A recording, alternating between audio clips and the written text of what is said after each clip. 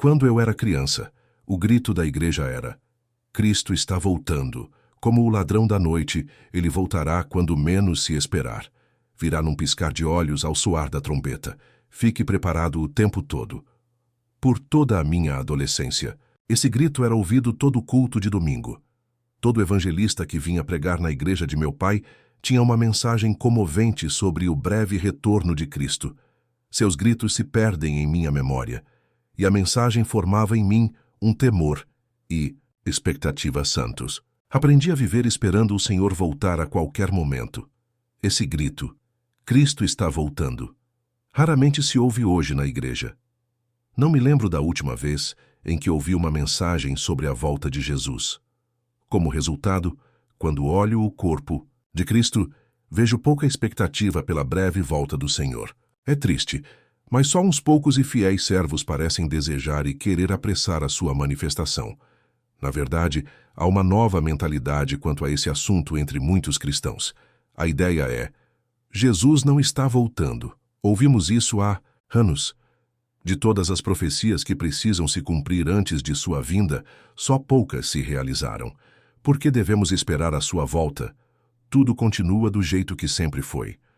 A Bíblia previne quanto a essa mentalidade. Pedro diz que haveria escarnecedores nos últimos dias, zombando da mensagem quanto à vinda de Jesus. Nos últimos dias virão escarnecedores com os seus escárnios, andando segundo as próprias paixões e dizendo: onde está a promessa da sua vinda? Porque desde que os pais dormiram, todas as coisas permanecem como desde o princípio da criação. 2 Pedro 3, 3, 4. Incrível! Muitos temem a volta de Cristo. O fato de pensarem em suas vidas chegando ao fim e terem de enfrentar o dia do juízo é tão amedrontador que eles tiram isso da mente. Como tal coisa poderia acontecer com crentes, você pergunta? Segundo Pedro, suas vidas são ditadas por desejos, andando segundo as próprias paixões. 3:3. Pense no que Pedro está dizendo. Se você se prende a um pecado favorito, não vai querer nada com esta mensagem da volta de Cristo. A ideia de que Jesus virá e o julgará é o pensamento mais assustador que um pecador pode ter. Então é preciso zombar da ideia de ter de se comparecer diante de Deus em meio às suas cobiças devastadoras e prestar contas. A mensagem de Pedro para nós é clara. Eis o que está por trás de toda impertinência quanto à volta de Cristo. Zombaria da lei de Deus. É o ódio pela Bíblia, o desprezo pelos 10 mandamentos, o descaso pelo Evangelho. Esse é o motivo que está por trás de toda a corrupção, de toda essa petulância do pecado, da impotência da igreja. Os escarnecedores estão pregando uma nova mensagem. Cristo não está voltando. Não tem isso de acerto de contas. Tudo continua do mesmo jeito há anos. A gente não precisa ter medo do dia do juízo. Bem como Pedro profetizou.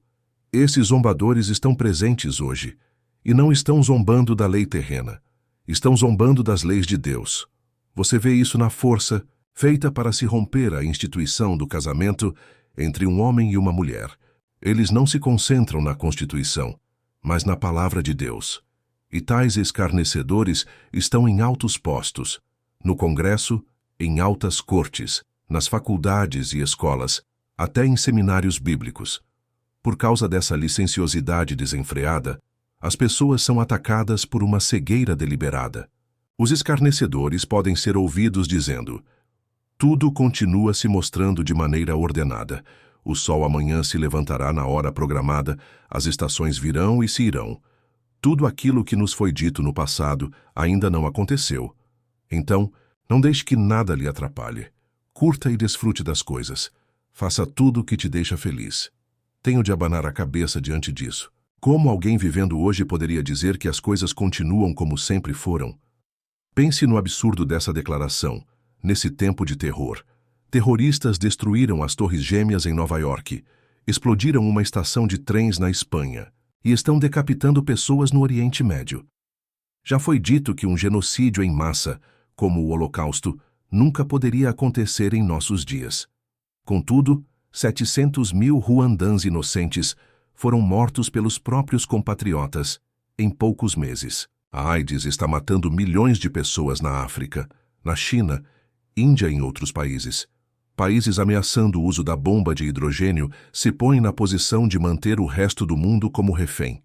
E há um crescimento de novas doenças mortais, como a SARS e Ebola, que consomem o corpo de uma pessoa em semanas. Tudo continua como sempre. Que ignorância teimosa! Deve estar claro até para os ímpios que o Senhor está abalando tudo que é possível ser abalado. E o que virá em futuro próximo é muito terrível até de se pensar. No entanto, à medida que tudo isso acontece, há uma força poderosa e invisível agindo na Terra. É um poder do qual nenhum homem pode se esquivar ou ignorar. Estou falando do poder do Espírito Santo. Ele é o administrador de Cristo na Terra. Foi enviado para dar poder aos justos e convencer o mundo do pecado, da justiça e do juízo. O Espírito Santo sabe exatamente por que Jesus ainda não voltou. É porque o nosso Senhor é longânimo. É paciente com o pecador, desejando que nenhum pereça. Em sua misericórdia, está esperando que o mais vil dos pecadores se arrependa. E por essa específica razão, o Espírito Santo não irá afrouxar sua tarefa. Você pode zombar ou tentar se livrar dele, mas o Espírito volta vez após outra, convencendo do pecado e revelando a verdade de Cristo. Apesar de que os escarnecedores virão, as Escrituras dizem que o Espírito Santo também virá nos últimos dias, se derramando sobre a terra, e isso aconteceu no Pentecostes. E agora, ao final dos tempos, o Espírito Santo está dando o grito final da meia-noite. Cristo está voltando. Os muçulmanos e os hindus ouvirão esse grito. Todo pecador, todo santo, todo judeu ou gentio sobre a terra o ouvirão. Essa verdade será proclamada às nações. Pode-se perguntar, de que tipo de volta de Cristo você está falando? Está se referindo a um arrebatamento secreto? Está falando da volta pré, meio ou pós-tribulacionista? Ou você quer dizer que Cristo virá no extremo final dos tempos? Alguns cristãos acreditam que Jesus subitamente evacuará o seu povo da terra naquilo que é chamado de arrebatamento. Outros ensinam que Cristo virá na metade de um período conhecido como a Grande Tribulação. Esse período duraria 7 anos, marcado por terror e caos de um modo nunca antes visto pelo mundo. Outros creem que Jesus virá ao final desse período de 7 anos de tribulação. Outros ainda ensinam que Cristo voltará ao final extremo de todas as coisas. Há respeitados estudiosos bíblicos em cada um desses campos, porém há algo com o que todo cristão pode concordar. O próprio Jesus diz que ninguém sabe a hora de sua vinda, nem mesmo os anjos. E para a pessoa verdadeiramente apaixonada por Cristo, a hora de sua volta não é problema.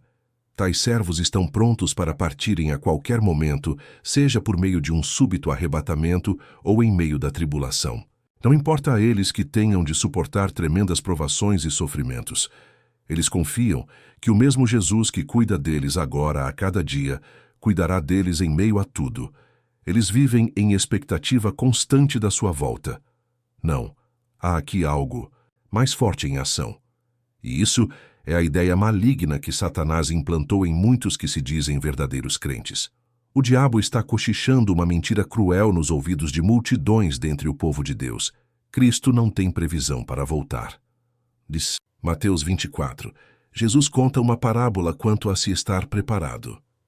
Por isso ficai também vós apercebidos, porque a hora em que não cuidais, o Filho do Homem virá.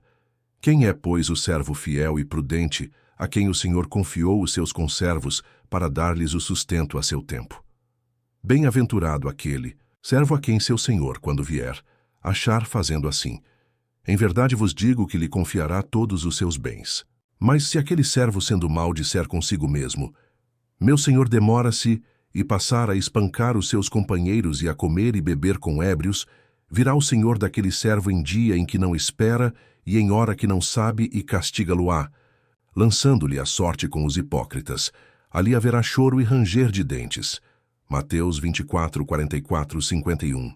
Note aqui que Jesus está falando de servos, significando crentes. Um servo é chamado fiel e o outro mau. O que torna o último servo mau aos olhos de Deus?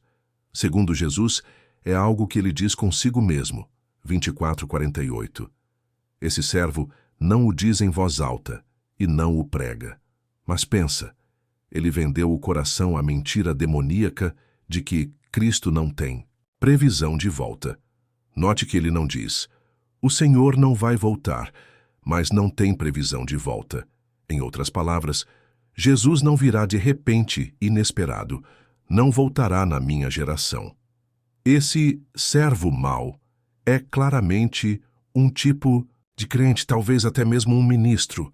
Ele recebeu a ordem de vigiar e ficar preparado, porque a hora em que não cuidais, o Filho do Homem virá. Mateus 24:44. Porém, tal homem acalma a consciência, aceitando a mentira de Satanás. Jesus nos mostra o fruto desse tipo de raciocínio. Se um servo está convencido de que o Senhor não tem previsão de volta, então não vê necessidade de uma vida reta. Ele não é compelido a fazer as pazes com os demais servos. Não vê necessidade de preservar a unidade no lar, no trabalho, na igreja. Ele pode ferir o próximo, acusá-lo, guardar rancor, destruir a reputação desse próximo. Como Pedro diz, tal servo é movido por suas paixões. Ele quer viver em dois mundos, se entregando a uma vida no mal e ao mesmo tempo acreditando estar seguro diante de um julgamento de justiça. Alguns dizem que Paulo preveniu contra a pregação de que a vinda do Senhor está próxima. Para não agitar as pessoas, Paulo escreveu: Irmãos, no que diz respeito à vinda de nosso Senhor Jesus Cristo e à nossa reunião com Ele, nós vos exortamos a que não vos demovais da vossa mente com facilidade, nem vos perturbeis, quer por espírito, quer por palavra, quer por epístola, como se procedesse de nós, supondo tenha chegado o dia do Senhor. 2 Tessalonicenses 2:1-2.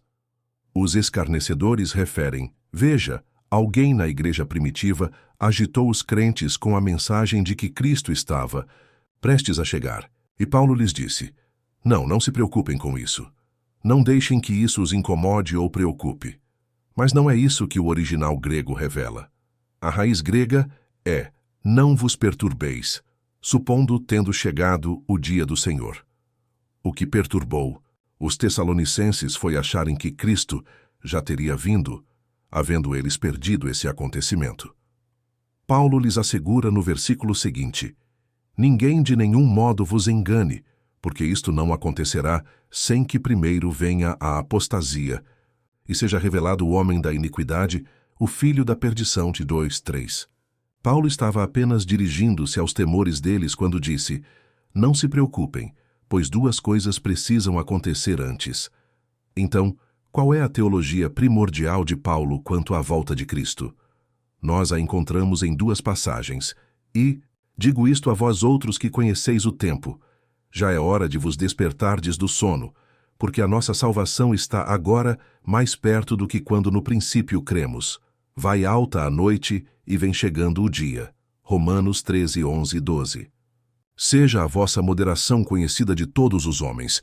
Perto está o Senhor. Filipenses 4:5. Paulo está gritando: acordem, já passou da meia-noite, a vinda do Senhor está próxima, então mexam-se, não sejam indolentes, Jesus está voltando. Para os que o aguardam. Os céticos podem perguntar: mas e as palavras ditas pelo próprio Paulo? Ele realmente disse que duas coisas tinham de acontecer antes da volta de Cristo.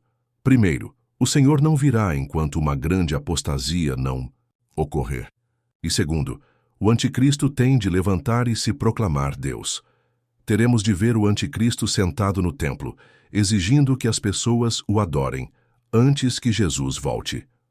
Primeiro de tudo, alguém precisa estar deliberadamente cego para não ver uma apostasia violenta agarrando o mundo. A incredulidade varre as nações, com crentes caindo por todo lado. A apostasia a qual Paulo se refere claramente já chegou. Note as palavras de Paulo aqui. O mistério da iniquidade já opera. Sebudados testes. O que é esse mistério da iniquidade? É a transgressão. É um espírito do caos, sem nenhum respeito pela lei de Deus, e é a razão específica pela qual Deus destruiu a terra pelo dilúvio, devido à violência e corrupção humanas. Se a transgressão que Paulo viu em seus dias apenas aumenta, Não é de se admirar que hoje as pessoas decentes fiquem alarmadas e assustadas com o que veem acontecer. Leis e instituições que durante séculos evitaram que a sociedade caísse no caos estão sendo rasgadas à torto e à direito. Paulo diz o seguinte sobre isso: aguarda somente que seja afastado aquele que agora o detém. 2:7. Ele está dizendo: há um poder de refreamento agindo, detendo o caos. Mas este que restringe está prestes a ser removido. O Espírito sempre estará aqui para cumprir sua missão. Mas seu ministério de restrição será levado, ou içados afastado. Não consigo imaginar nenhum outro poder que seja capaz de restringir a corrupção, a transgressão, além do Espírito Santo. Pense no que acontece a uma sociedade quando o Espírito Santo remove o seu poder de restrição. Todas as instituições, sejam as do governo até a da família, saem totalmente de controle. Não dá para imaginar como seria Nova York sem que o refreador estivesse detendo a explosão do mal. Eu não gostaria de estar perto dessa cidade se o Santo Espírito não estivesse em ação. Mas vemos um espírito de transgressão agindo por todo o mundo. As forças do Anticristo já estão se reunindo e revelando em altos níveis. Agora mesmo, a União Europeia está estabelecendo uma Constituição que nega totalmente a Deus. Um ministro pentecostal da Suécia está hoje na cadeia por ter pregado contra o homossexualismo. Isso é só um sinal de como o cenário está sendo preparado.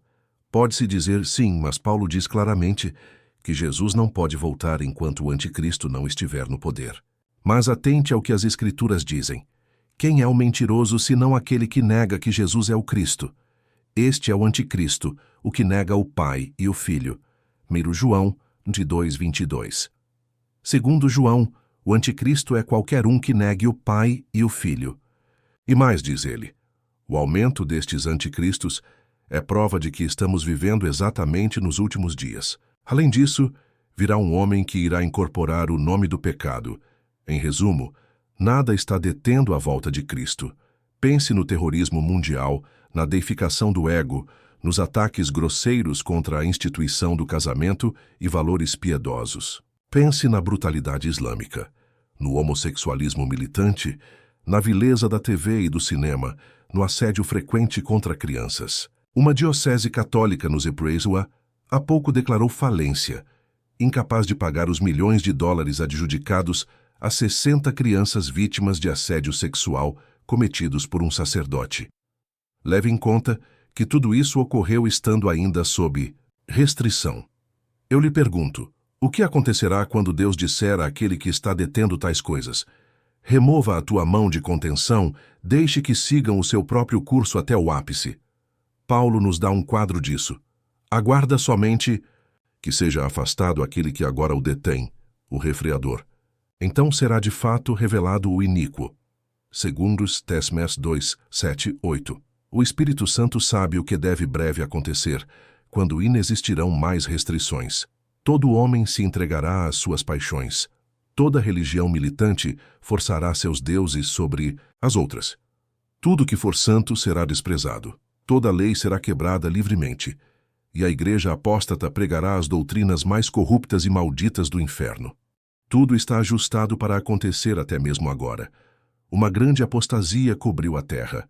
O ego assumiu o trono do coração do homem. E em um tempo muito curto, quando o refreador tiver partido, virá o que Paulo chama operação do erro, para dar em crédito à mentira. Dungus Tésimo 2:11. Que mentira é essa? Trata-se da aceitação cega de que qualquer pessoa que vier em nome de Jesus fala por Deus. Falsos mestres se levantarão, que aceitam Cristo como um bom homem, mas não como Deus. Tendo forma de piedade, negando-lhe, entretanto, o poder. 2 Timóteo 3:5. Os que seguirem esses enganadores serão atraídos a um outro Jesus, a um outro evangelho. A cegueira será devastadora, arrebanhando multidões, inclusive os que antes estavam em chamas para o Senhor. Por que Deus vai parar o refreador? Porque, diz Paulo, não deram crédito à verdade, antes, pelo contrário, deleitaram-se com a injustiça, segundo Tessalonicenses 2:12. Agora mesmo estamos vendo o refreamento do Espírito Santo sendo removido um pouquinho mais a cada dia. Isso nos leva ao ponto central da mensagem. O anseio no coração do homem ou da mulher que está em Cristo no Apocalipse, Jesus anuncia: Eis que venho sem demora. Bem-aventurado aquele que guarda as palavras da profecia deste livro. Apocalipse 22, 7. 5 versículos adiante, Cristo diz: E eis que venho sem demora, e comigo está o galardão que tenho para retribuir a cada um segundo as suas obras. 22, 12. K. Está o anseio do coração de todos os que aguardam com expectativa a volta de Jesus. O Espírito e a noiva dizem: Vem. 22, 17. Isso se refere à noiva de Cristo, constituída de um corpo mundial de crentes sob o seu senhorio. Todos esses servos são crentes nascidos de novo e purificados pelo sangue. Você pode dizer: compreendo que este seja o anseio do coração do crente, mas por que o Espírito também clama a Jesus: Vem? É porque esta é a última oração do Espírito Santo, sabendo que sua obra sobre a terra está quase completada. Como Paulo ou Pedro, a quem Deus comunicou que seu tempo sobre a terra era curto, o Espírito igualmente clama: Vem, Senhor Jesus. Então, onde ouvimos hoje esse clamor do Espírito? Ele vem através daqueles que estão assentados com Cristo nos lugares celestiais, que vivem e andam no Espírito, cujos corpos são templo do Espírito Santo. O Espírito clama neles e através deles: Apressa-te, Senhor, vem. Quero lhe perguntar: qual foi a última vez que você orou? Senhor Jesus, venha rápido, venha breve. Pessoalmente, não me lembro de ter feito essa oração. O fato é que eu nunca achei que poderia apressar a volta de Cristo, permitindo que o Espírito fizesse essa prece através de mim. Mas Pedro nos dá prova dessa incrível verdade. Esperando e apressando a vinda do dia de Deus, por causa do qual os céus incendiados serão desfeitos e os elementos abrasados se derreterão. 2 Pedro 3,12.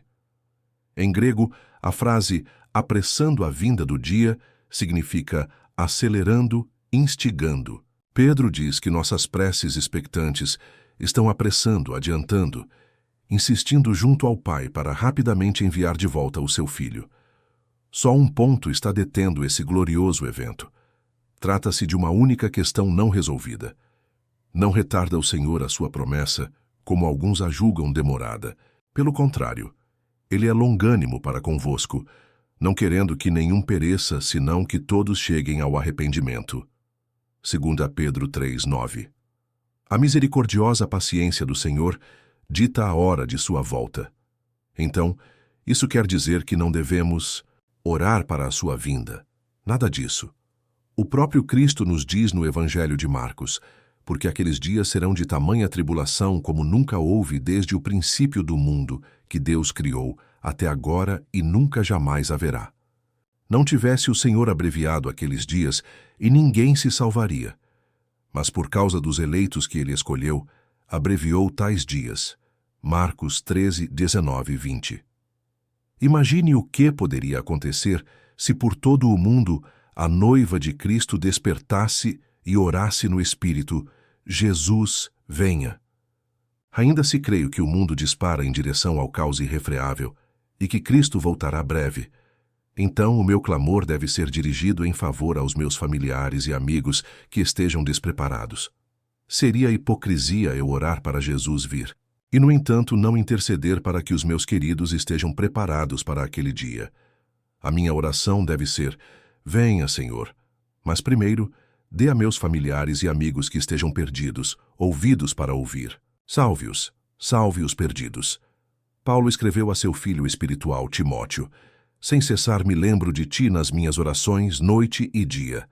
2 Timóteo 1:3. Você pode dizer com consciência pura que tem orado por seus queridos não salvos com tal intensidade. Eis o âmago da questão. Por um instante, ponha de lado todas as doutrinas quanto à volta de Cristo. Atente para esse clamor do homem ou mulher que amam o seu aparecimento. Então veremos face a face. O contemplaremos. Ver. E Coríntios 13:12. A volta de Jesus não deve lhe perturbar. Ela deveria lhe entusiasmar. Se você realmente ama uma pessoa, então quer ficar perto dela. Dá para você imaginar como é Jesus chamando o seu nome? Imagine um casal recém-casado e o marido sendo convocado para se ausentar por um período longo, seja a negócios ou para o exército. Ele diz à noiva: "Eu voltarei, mas não sei quando. Eis o endereço onde você poderá me achar." Durante os primeiros anos, a noiva escreve sempre ao marido lindas cartas de amor, mas nunca diz: "Por favor, volte logo." 10 anos se passam, depois 20, e cada vez ela lhe escreve menos e menos. Ainda assim, nunca diz: "Volte rápido, eu te suplico. Preciso do teu abraço, preciso ver o teu rosto. Estou orando para que você volte logo." Esse é um retrato da igreja hoje. Como podemos dizer a Cristo que o amamos e temos saudades se nunca oramos para que volte para nós? Como pode acontecer de nunca expressarmos que ele deve voltar depressa e nos levar consigo, e assim estarmos em sua companhia constante? Como pode acontecer de não dizermos: "Não dá mais para resolver sem que estejas aqui. Não quero ficar longe de ti"? Em meio ao nosso tempo, ouço Jesus dizendo: "Certamente venho sem demora." Apocalipse 22, 20. E ouço a noiva de Cristo respondendo: "Vem, Senhor Jesus." 22, 20.